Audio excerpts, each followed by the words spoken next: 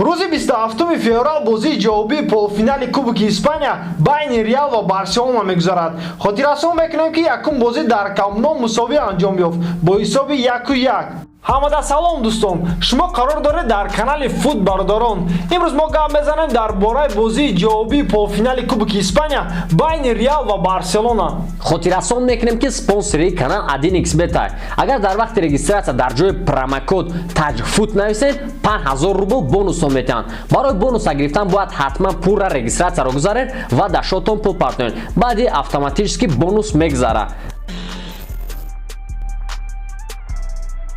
Реал Мадрид 5 сол шуд ки ғолиби Кубоки Испания нашудааст. охирон маротиба Реал Мадрид соли 2014 ғолиби Кубоки Испания шуда буд ва дар ин сезон наздик аст ки ӯ боз ғолибият ба даст биёрад.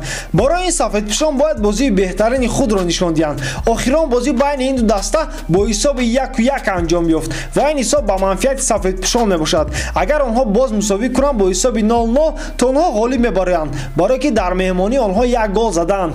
лекин на ҳамавақт бозӣ ба гуфти Реал дар бозии ҷавобӣ Реал дар формаи беҳтарини худ қарор надорад.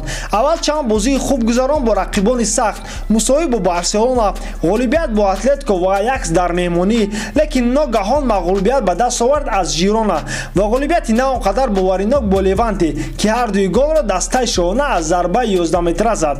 ва ин бозиҳо маънои онро дорад ки Реал ҳоло ба полуфинал тайёр нест. хай ки медонад мумкин ки онҳо ҳамаи қувваташонро барои бозии ҷавобӣ захира карданд. дар маҷмӯъ Реалро боз як бозии мушкил интизор аст. баъди бозии ҷавобии даста боз бо Барселона боз дорад ва боз дар хонааш. баъди ин Лига Чемпионҳо бар зидди ҷавонони истеъдоддори Аякс ва чӣ хел Сантьяго Солари ба ин бозиҳо тайёрӣ мебинад, инро танҳо вақт нишон медиҳад. ба қарибӣ дар воситаҳои оммаи ахбор хабар буд ки Сантьяго Солариро хориҷ мекунанд ва ба ҷои ӯ Жозе Мауриноро даъват мекунанд ва ин хабар ба лидерони Реал маъқул нашуд ва ба роҳбарият норозигии худро пешниҳод карданд.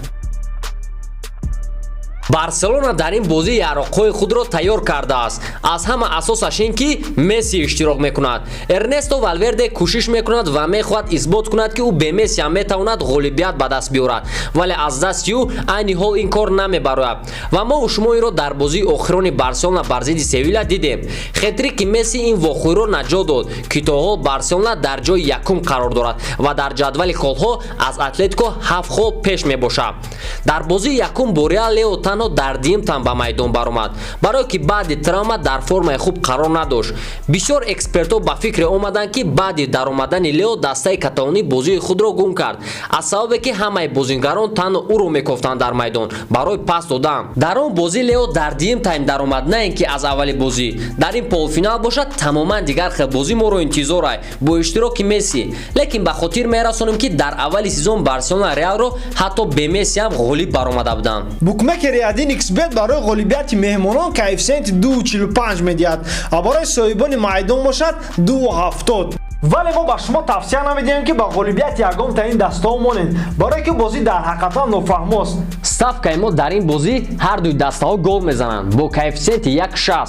ба ҳамин тамом дӯстон, дар комментарӣ нависед ки ба фикри шумо дар ин бозӣ ғолиб мебарояд ва барои чӣ. бо шумо будан Гайруфо. хай.